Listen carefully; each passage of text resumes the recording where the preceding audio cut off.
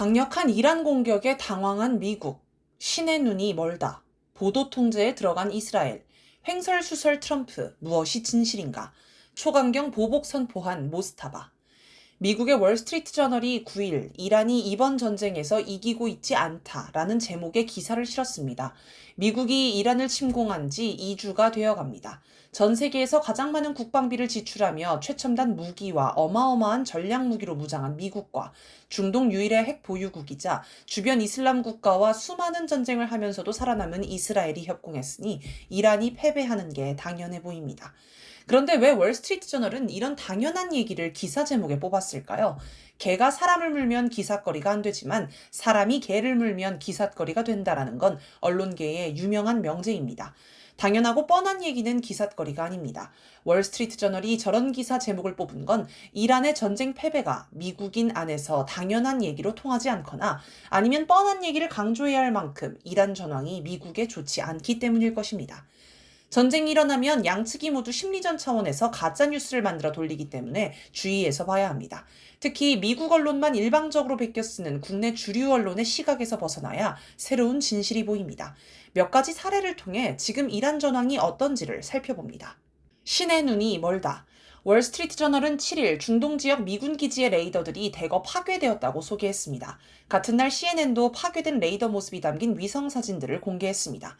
미국 정부는 보안상 이유로 구체적 상황을 공개할 수 없다고 하고 중부사령부는 전투 능력은 유지되고 있다라고 했지만 위성 사진을 보면 누구나 피해 상황을 짐작할 수 있습니다. 이 가운데 가장 주목받은 건 중동 최대의 미군 기지인 카타르의 아루데이드 기지에 있는 대구경 레이더 AN/FPS-132입니다. 이 레이더는 우리 돈으로 1조 5천억 원에 달하는 고성능 레이더로 이른바 신의 눈으로 불립니다. 무려 5,000km 밖의 물체도 탐지할 수 있습니다. 이 레이더가 파괴되는 바람에 중동 미군 전체의 조기경보 능력이 급감했다고 합니다. 조기경보 능력은 적의 미사일을 얼마나 빨리 포착하느냐가 중요한데 멀리까지 내다보는 레이더가 파괴됐으니 이제 미사일이 코앞에 와서야 포착할 수 있게 되었고 제대로 대비할 수 없게 된 것입니다.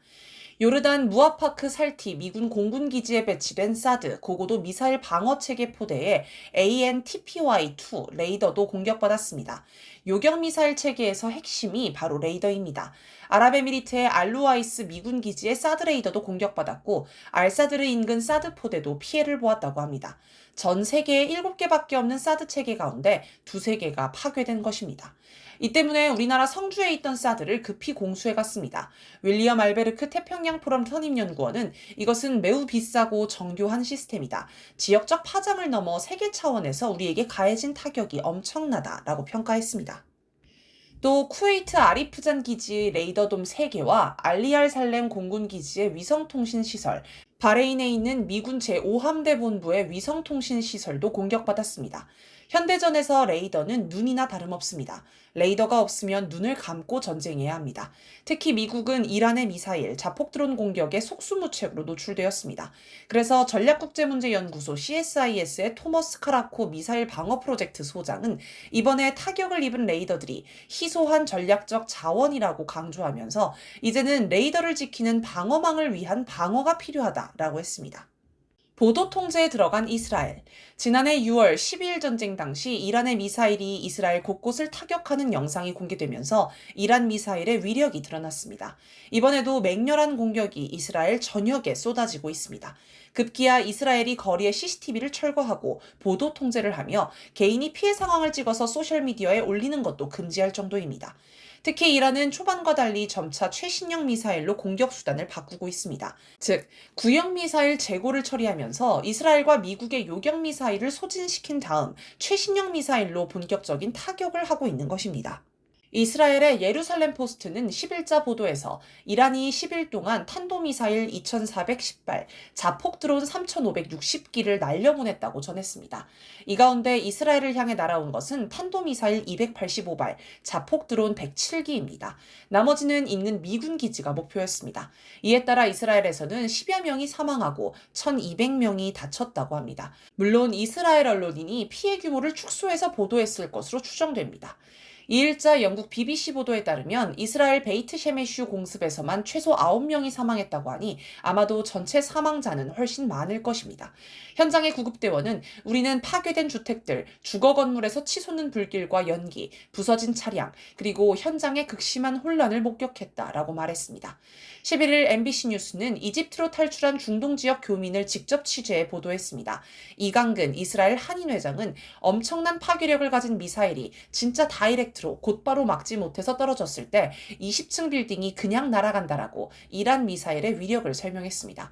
다른 교민은 새벽에 미사일이 계속 날아오는 상황에서 방공호로 뛰어내려가는 게 반복됐다라고 했고, 또 다른 교민은 방공호에 안 들어가면 파편에 맞으면 바로 죽게 된다라고 했습니다. 현지 주민들이 느낀 죽음의 공포가 생생히 전달됩니다. 문희정 국제정치평론가는 10일 경인방송 굿모닝 인천 박주원입니다에 출연해 뉴스에 잘 나오지는 않지만 이스라엘 내부도 엄청나게 피해를 보고 있다. 이스라엘은 보도 통제가 이루어지는 나라다. 그래서 외부로 어떤 언론 보도가 나가기 위해서는 정부 측의 허가를 받아야 한다라고 소개하면서 예를 들어서 90%의 요격률이라고 얘기를 하면 100개를 이란 쪽에서 미사일을 쏘면 10개는 이스라엘 땅에 떨어진다는 얘기다. 그러면 그 10개 떨어진 것에 대한 피해는 당연히 있다. 그런데 그 얘기를 들어본 적이 거의 없다. 지금 미사일 10개만 떨어졌겠나? 아니다. 라고 설명했습니다. 이스라엘 언론인 알론 마즈라이는 믿기 어려울 정도다. 군사 상황이 너무 심각해서 검열 때문에 이 전쟁에 대한 새로운 정보가 거의 모두 차단되고 있다라며 미국과 이스라엘이 엄청난 타격을 입었다고 주장했습니다.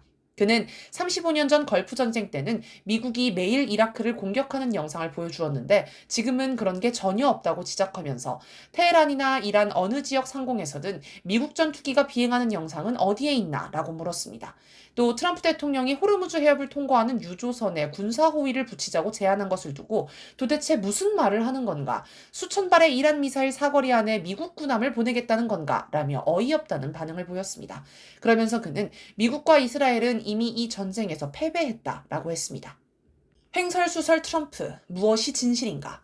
이란 침공 시점부터 트럼프 대통령과 미국 고위 당국자의 발언이 계속 오락가락하면서 그 배경과 의도에 궁금증이 커지고 있습니다.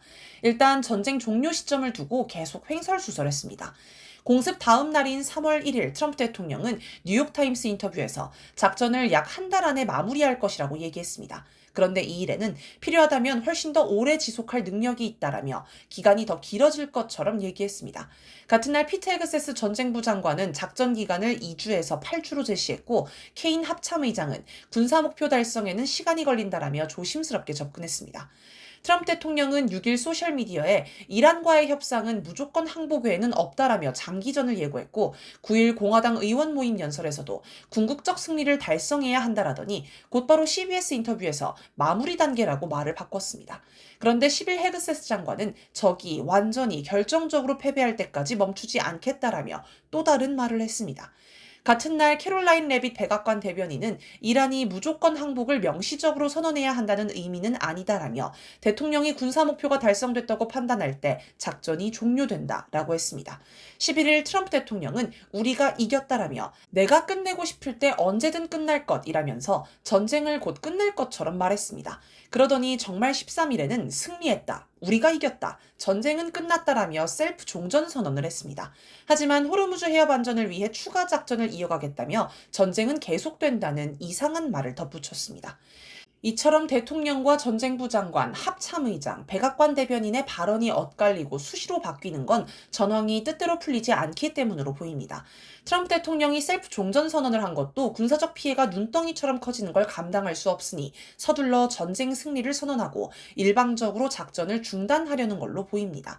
물론 미국이 작전을 중단해도 이란은 이스라엘과 중동의 미군 기지들을 계속 공격할 가능성이 있는데 트럼프 대통령은 이를 사소한 충돌이라며 덮어버릴지도 모르겠습니다. 트럼프 대통령은 일부 언론이 쿠르드족이 이란을 공격한다고 보도하자 전적으로 찬성한다라고 하더니 바로 이틀 후 쿠르드족이 개입하는 걸 원하지 않는다라며 말을 바꿨습니다. 이를 두고 트럼프 대통령이 중동 상황에 관한 이해가 떨어지는 것 아니냐는 의혹이 제기됐습니다.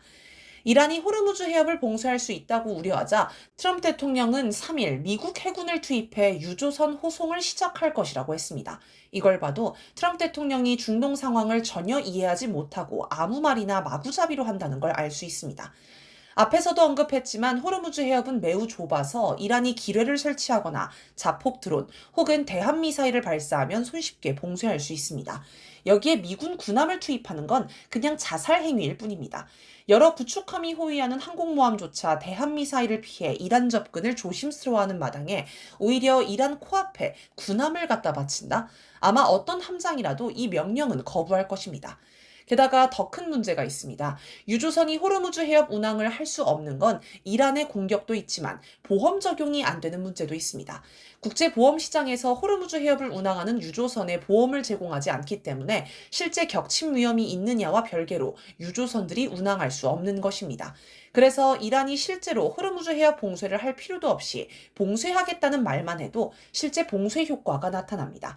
그러자 트럼프 대통령은 미국이 보험을 제공하겠다고 나섰습니다. 하지만 업계에서는 국제 보험 시장 구조를 모르는 헛소리로 치부합니다. 트럼프 정부는 전쟁의 동기를 두고도 횡설수설합니다. 2일 마코 루비오 국무부 장관은 기자회견을 열고 이스라엘이 이란을 선제 공격하면 이란이 미군 기지를 공격할 것으로 예상해 미리 이란을 공격했다고 설명했습니다. 이스라엘 때문에 전쟁에 말려들었다며 책임 전가를 한 것입니다. 루비오 장관의 해괴한 설명에 트럼프를 지지하는 마가 세력 내에서도 비판이 쏟아졌습니다. 마가 진영의 언론인 매트 월시는 이란과의 전쟁이 이스라엘이 우리 손을 강제로 떠밀었기 때문에 벌어진 일이라고 대놓고 말하고 있는 셈이라며 그가 할 수 있는 말 중 사실상 최악의 발언이라고 했습니다. 논란이 커지자 다음날 루비오 장관은 의회에서 트럼프 대통령이 이스라엘과 상관없이 이란 공격을 결정했다며 자기 말을 뒤집었습니다. 전쟁 첫날 발생한 최악의 참사인 이란 초등학교 공습 사건을 두고도 트럼프 대통령은 억지 주장으로 일관했습니다. 트럼프 대통령은 7일 기자들에게 그 공격은 이란이 한 것으로 생각한다라며 자작극 의혹을 제기했습니다.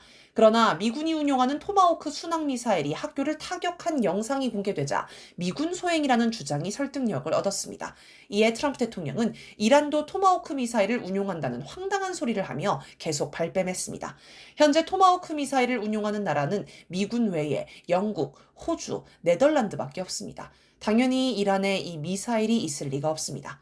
한편 이란이 군사기지 옆에 학교를 세워서 민간인을 이른바 인간방패로 활용한 것 아니냐는 주장이 있는데 이에 관해 9일 유튜브 채널 최욱의 매불쇼에 출연한 알파고 시나시 씨는 이란에 있는 대부분 군사기지는 왕정 때 미국이 만들었다. 미국처럼 군인 자녀가 다닐 학교를 기지 옆에 만든 것이라고 설명했습니다.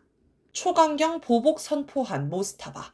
12일 이란의 새 최고 지도자 아야톨라 시헤드 모즈타바 하메네이가 첫 공식 성명을 발표했습니다.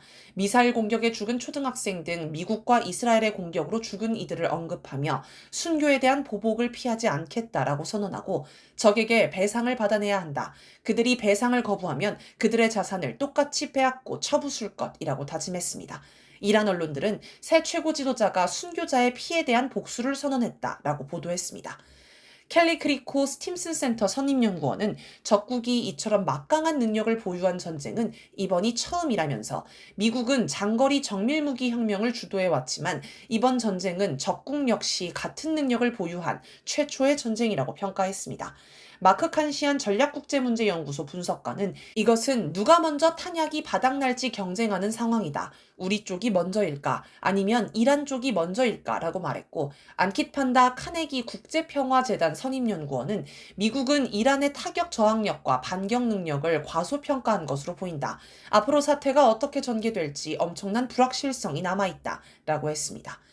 트럼프 대통령이 셀프 종전 선언을 했지만 중동 전쟁은 한 치 앞도 내다보기 어려운 상황입니다. 하지만 분명한 건 미국이 상당한 피해를 보고 당황했다는 점입니다.